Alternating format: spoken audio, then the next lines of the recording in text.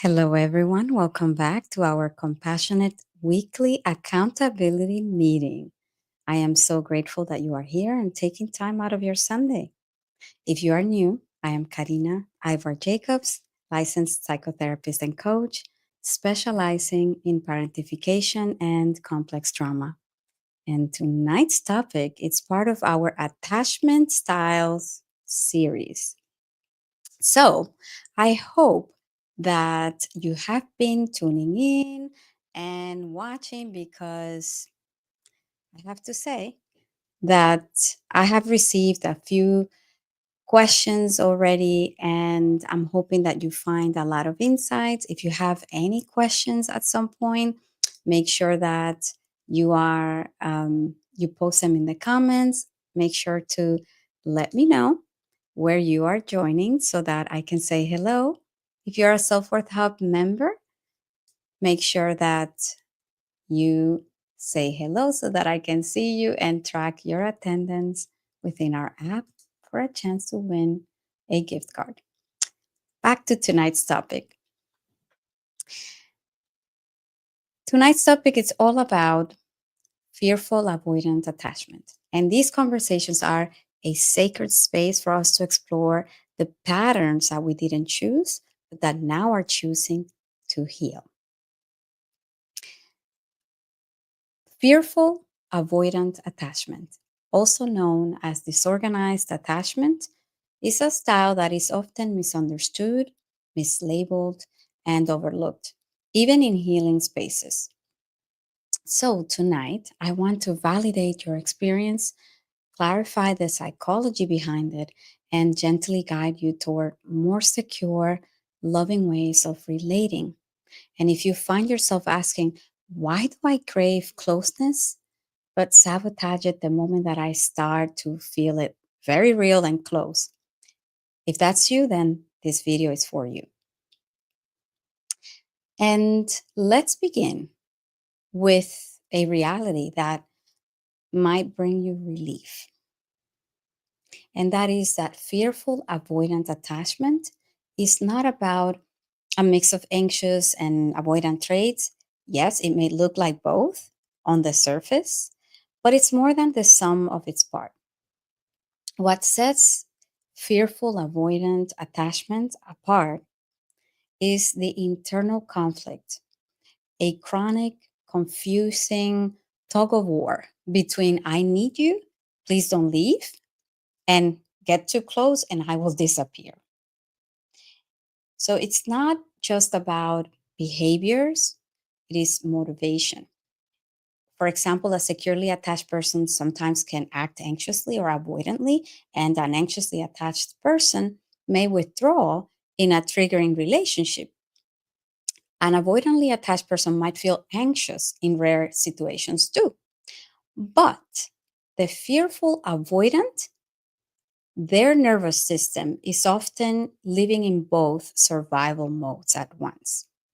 So this creates this disorienting experience where love, you're craving love, but simultaneously you are fearing it. And let's see, not here, not here. Who's this? Red Tokyo, not here. Natalie, is that you? Well, welcome, whoever you are. It's wonderful to have you. So, when we are when we develop this fearful avoidant attachment is because very likely our caregivers were hot and cold, loving one moment and maybe shaming the next. They maybe needed you to emotionally care for them and punished you for having needs or expressing big emotions. They probably treated you with closeness, but also treated closeness as a threat or a burden. So you learned early on that love came with a price, losing yourself. So now, as an adult, intimacy feels both intoxicating and terrifying. So you may enter relationships with passion and warmth, but then you start to panic when things feel too stable or too emotionally demanding. Your inner child remembers to be loved means I must give myself up. So you pull back. You look for an exit plan or you self sabotage, breaking things off just when it feels too safe, or not because you don't care, but because your nervous system is screaming, connection is dangerous. Like I'm getting too comfortable and too vulnerable. And that is not necessarily dysfunction, that is trauma trying to protect you. So I want to talk to you about the ricochet, the vacillating between the two, between taking too much or doing too little, or too little responsibility. Because one of the most painful experiences for people with fearful avoidant attachment is the internal confusion. Am I the one causing harm, or am I the one being harmed? Does that resonate? Let me know in the comments, right?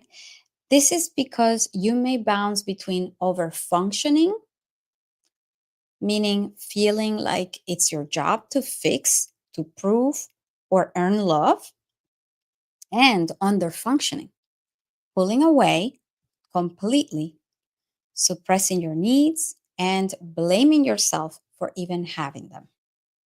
And I see some comments, so let me go there. You said yes.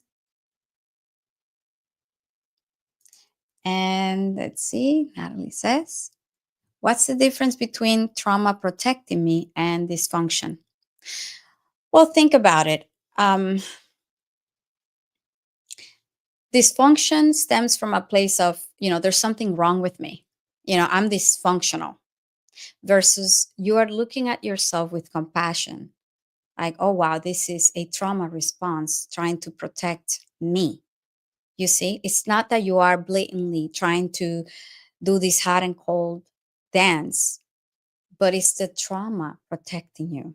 It's not out of a place of, let's say, narcissism, because we find that with narcissists, and I know this term gets thrown around so lightly. However, I want to clarify that when you have fearful avoidant attachment, it's not because you are blatantly like trying to hurt the person and like, you know, I am going to not get too close because, I'm just going to get what I want. So that's very dysfunctional. That's very egotistical, very selfish.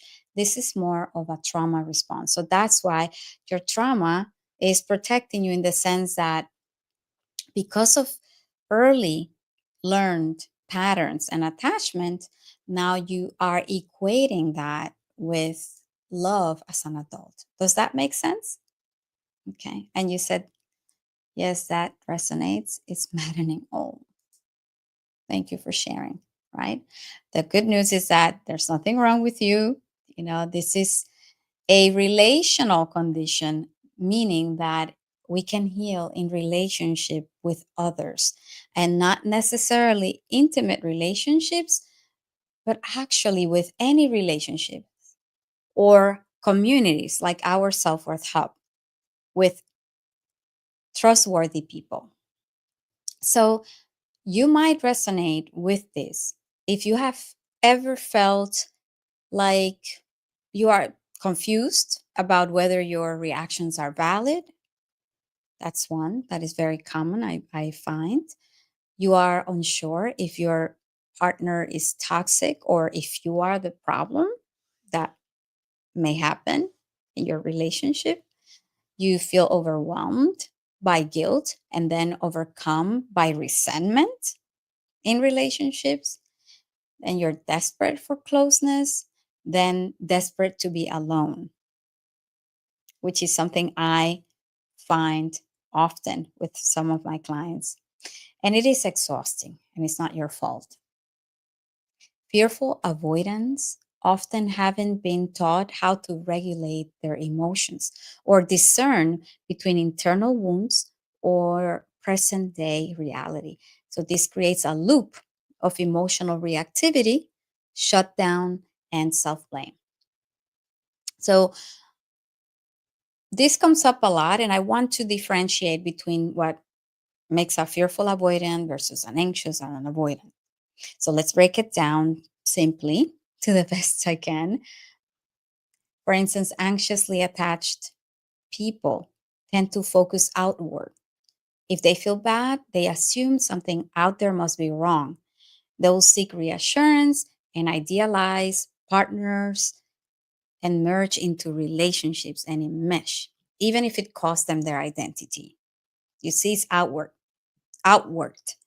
Avoidantly attached people focus inward.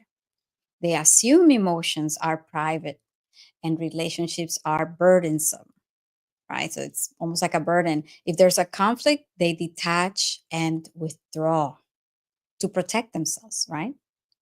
Fearful avoidance, they toggle between both, feeling unsafe, both in connection and without it. And the hardest part is that they are often aware of how contradictory their behaviors are, but they cannot stop themselves. And that self awareness can lead to a lot of inner shame, confusion, and self sabotage and doubt. And I want to talk about what healing looks like for fearful avoidance. Because this is not about forcing yourself to be more anxious or more avoidant. It is about building a new foundation for internal safety and emotional trust. So, where to begin, right? First and foremost, track your emotions and not just your behaviors. I want you to ask yourself, why did I pull away just now with this person? Right? Also, ask yourself, what part of me is scared and what does it need? Because often we are confused, we're doubting ourselves, and we jump to just run. We can be reactive. Okay. I also want to encourage you to ask, is this pain from the present or is it echoing my past? Is this based on a past experience and maybe I'm projecting? Because that can often be the case. Perhaps you're having an emotional flashback. So you are reacting to a past experience. I would invite you to rebuild trust in yourself first, because this is huge. Your system, your nervous system, learned long ago that your feelings were not trustworthy, that you couldn't depend on others or even yourself. So I want you to start small. I want you to honor your needs. Notice your emotions without pushing them away or judging them.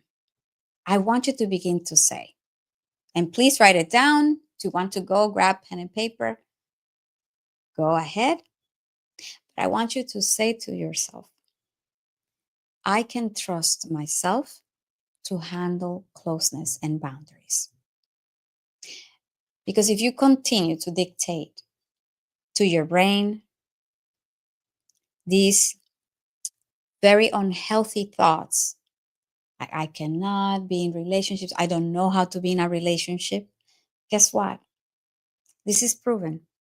You hear about affirmations, right? Well, besides that, let me talk about cognitive behavioral therapy. Okay. If you dictate to your brain and embrace those thoughts, guess what's going to happen? That will trigger an emotion, and that emotion will trigger a behavior. Therefore, you will believe and internalize that you do not know how to behave in relationships. However, the more we are aware of it, like, okay, I'm really feeling like I want to flee. I want to just get out of this relationship. I'm so scared. Perhaps you should verbalize it to your partner. But first and foremost, tone, pardon me, tune in with your emotions and trust yourself to handle closeness and boundaries. Learn that you do not have to choose between love and autonomy because you are allowed to stay connected and still be yourself. So do both. You're allowed to ask people for space without fearing abandonment, and you're allowed to have needs and say no, create space, because secure attachment is not about perfection. It is about mutual safety and presence emotionally. I want to invite you to try this practice this week. I want you to try and journal this prompt, and each evening this week, I want you to write this down, right? Did you get pen and paper? Comment I if you did in the comments. Thank you. Thank you. Let me see. I love that name, Red Tokyo. Powerful. Thank you. I'm glad that you're finding it insightful or powerful, should I say? Okay, okay, beautiful. So you have pen and paper. This week, I would encourage you, right? Oh, I did not silence my phone. What happens live, right? I want you to write down, where did I fear being too much or not enough today? And what would my securely attached self say to me in that moment? Please write that down and ask yourself that question this week. Every day, every evening, check in with yourself. Okay? Because you might be surprised by how wise your inner secure self is when given a voice. Again, do not give in to those doubtful thoughts that you don't know how to behave in relationships. It's not true. And I want to share some answers to questions that I received the past 2 weeks after our anxious and avoidant attachment live streams. Okay. So, number one, a question I received was, why do I sabotage relationships even when I love the person? And the answer, okay, as you might have heard, is because for someone with fearful avoidant attachment, love doesn't always feel safe. You may deeply care for your partner and still feel an overwhelming urge to pull away, shut down, or end things out of nowhere. And this isn't because you don't love them, but it is because your nervous system has equated closeness with danger. For many fearful avoidance, love was tied to losing autonomy, being inundated, or emotionally neglected as a child. So even healthy love can feel threatening. Your body remembers what it felt like to give too much and receive too little. So, a healing tip that I want to offer you is to start by practicing safe closeness with yourself. When you notice that the urge to sabotage comes in, you pause and ask, is this a current fear or a past wound resurfacing? And then do something that grounds you in your autonomy. Journal your feelings, take space without cutting off, or name what you need before reacting. Okay, so I hope that that answered your question. Um, and you see, before I get to the next one I received the past week, I see that you're asking, do anxiously attached and avoidant attached experience flashbacks? Yes, absolutely. Definitely. Because emotional flashbacks can happen due to experiencing consistent emotional neglect growing up, having insecure attachments, whether that is anxiously attached or avoidantly attached. You likely experience complex trauma, then very likely you're experiencing flashbacks because it has to do with the trauma that you experienced and how your body remembers in relationships that love did not feel safe. But that does not mean that we cannot feel safe in the present or create that safety in relationships. Does that answer your question? Let's see. I'm hoping it does. Okay. And while I await your answer, and if you have any more questions, please feel free to share. Okay. Okay. Thank you. Says yes. All right. Another question that I received last week was, can someone with fearful avoidant attachment ever become securely attached? Okay. Well, absolutely. Yes, you guessed it. Because earned secure attachment is absolutely possible. It doesn't happen overnight, let's be clear, but with support, consistency, and intentional self work, healing is not only possible, but it is very sustainable. People with fearful avoidant attachment tend to doubt themselves more than any other style. They might think there's something wrong with me, or I'll never get this right. Relationships, but that is not the case. It is trauma, as I mentioned. Fearful avoidance didn't grow up with models of safe connection and healthy individuation. And that means that they have to learn both how to trust others without disappearing, no disappearing acts here, and also how to stay connected to themselves without withdrawing. It's a healthy balance between the two. Healthy dance. Healing happens in safe, consistent relationships, not just romantic ones, but friendships, therapy, community, like our Self Worth Hub membership. Pay attention to people who respect your pace and boundaries, and with each safe connection, your nervous system slowly learns it is okay to stay connected and not having to disappear to be okay. Okay. I hope that answers your question. Okay. If you're watching the replay, and I'm hoping that for anyone who watches this video, that answers your questions too. Let's see. I did receive another question, which was, and I'm looking for it. This was a couple of days ago. It was, why do I feel like I am both the victim and the problem in my relationships? Great question. Because fearful avoidant attachment is marked by a painful fear of abandonment and the avoidant fear of losing control. So you may overfunction one day and underfunction the next. Does that make sense?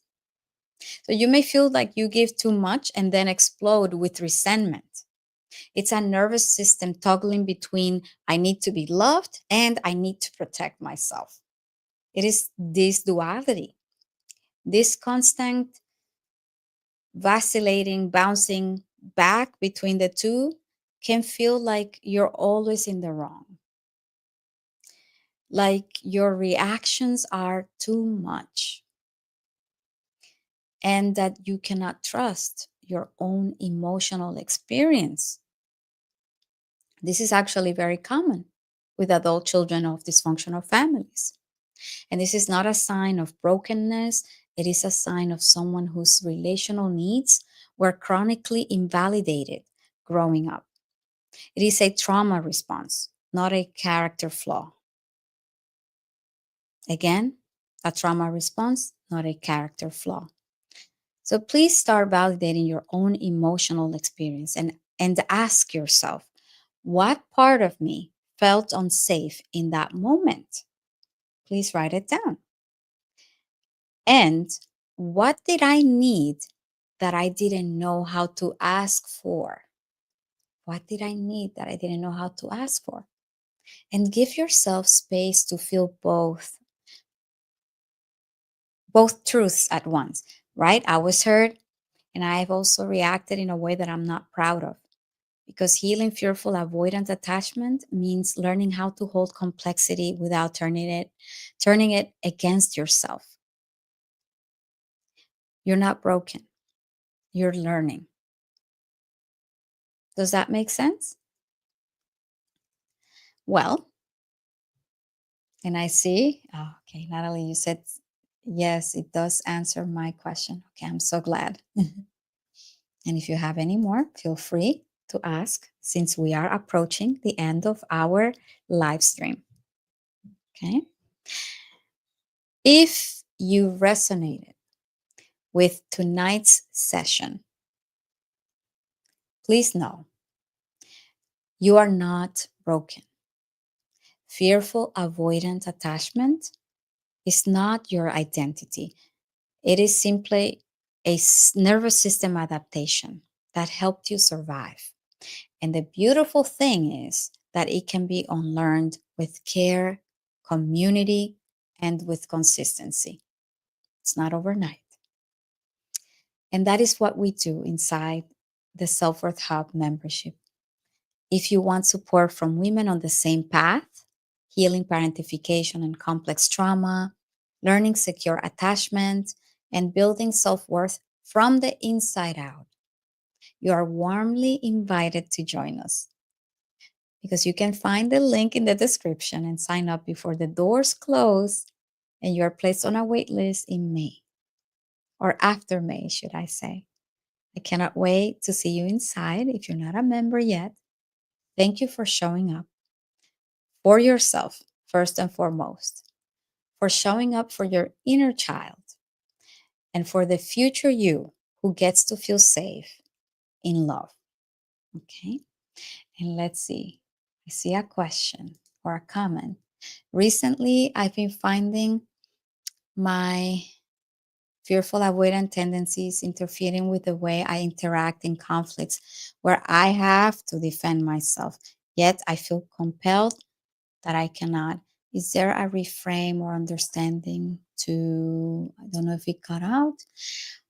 Well, first and foremost, I'm sorry you have been experiencing this. Again, this is quite normal. Okay, I see. Then you posted okay, reframe or understanding to help work through this attachment style when needing to be the person to protect and love yourself. Yes, yes. And I'm hoping that you've been taking notes as this not only applies to intimate relationships, but also familial, career relationships at your job with colleagues. It is so important to use some cognitive behavioral techniques, right? Make sure that you have these questions handy.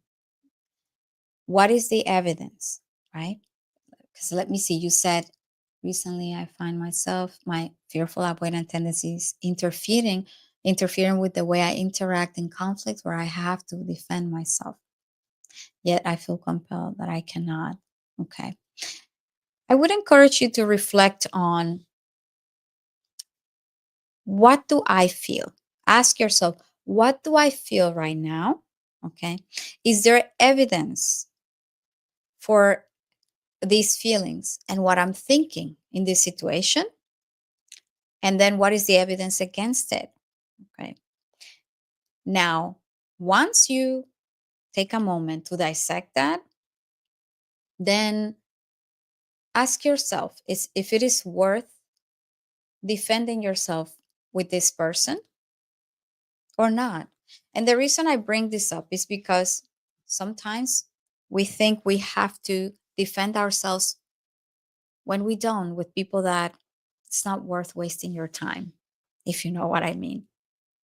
In terms of work, to get very practical, I would say leave a paper trail. as much as you can, leave a paper trail, communicate via email so that you prove anything.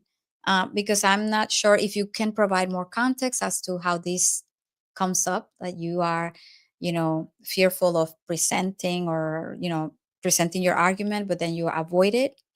So if that is the case, I would say ask yourself, tune in with what you're feeling, look for the evidence for it, and then against it. Make sure you do that and always leave a paper trail. Because of course, with work, there is there are more implications. Does that make sense? Okay, you said yes. Give me a moment to type. Absolutely. I'm here to answer any questions that you may have. So thank you so much. I will await. Okay. And let's see. As I mentioned, you may doubt yourself a lot, especially if you were in a position growing up where you received a lot of hot and cold. So one moment you are receiving love, and then another one you are receiving a lot of criticism, and your caretakers were very unpredictable. It makes sense that it can make you feel puzzled and not trusting. And if you were not allowed to hold space for your own emotions, if you were not validated, if you were taught basically by default to repress your needs and lose yourself in the process, it makes sense that it can be hard sometimes to be assertive. And if you are, then you feel guilty. So let's see. I know that you said to give you a moment to type. Well, I will await your answer. Okay, there you go. Then you said my landlord overcharged me by 300%. Oh my gosh, I'm so sorry that happened to you.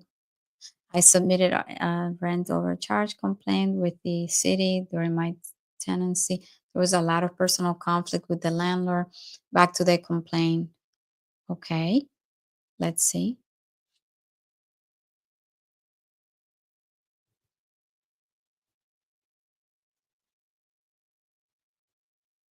I'm assuming you were typing.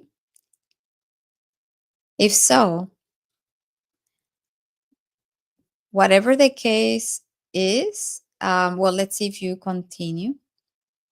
Okay, you said, I need to respond to my landlord's response to the city for justifying his rent. He lied and made accusations. I'm now developing a document with receipts. And though I am right, oh, okay, I see. Then you're doubting yourself. Makes sense. Well, again, this is more, again, I cannot give you like legal advice. I cannot. However, when it comes to knowing, advocating for yourself, make sure that you leave a paper trail. Make sure that you weigh the pros and cons in this case. Okay, you said my heart races if I am interpersonally creating problems with the landlord. Well, I mean, you see, what you said is key. Are you truly creating conflicts, or are you having trouble advocating for yourself? So that's very different. Creating conflicts or defending yourself. You're defending yourself. You have a right, especially if an injustice is done to you. You're not creating conflict. You are advocating for yourself, rightfully so. So I would encourage you to also seek the support of an attorney, legal advice, a community organization that can focus on advocating for tenants' rights in this case. Just know that it is normal to perceive that as conflict, you creating conflict. You have a right to defend yourself and to advocate for yourself if an injustice is done. Because when we are not validated enough growing up, we tend to doubt ourselves. We tend to doubt our own needs. And we tend to fear that we are too much, right? And the reality is, just as there are very safe people out there that are more than willing to hold space for you, to support you, there are people who are extremely selfish, and that is the reality. So I would encourage you to continue to leave your paper trail, have your receipts, and enlist professional support to get some guidance and build your case. And I wish you the best with that.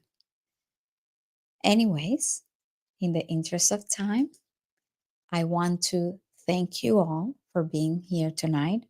Thank you for your questions. Let's see. Oh, okay. Thank you very much. Well, thank you. Thank you for your questions. Thank you for being here. And I want to remind you all that these compassionate accountability meetings and live streams are every Sundays at 8 p.m. Eastern Time for now. I look forward to seeing you next Sunday. Don't forget to subscribe if you haven't, so that you do not miss these live streams and our weekly insights and videos. Again, thanks for being here, and please remember your resilience. Good night, everyone. Take care.